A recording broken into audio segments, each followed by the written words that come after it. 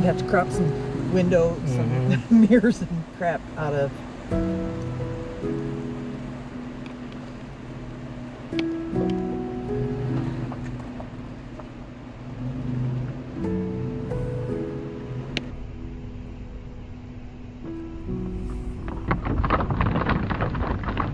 Since a lot of the roads were closed, we ended up backtracking over 220 miles. Didn't arrive to our destination till 9:30. And you can't rely on GPS.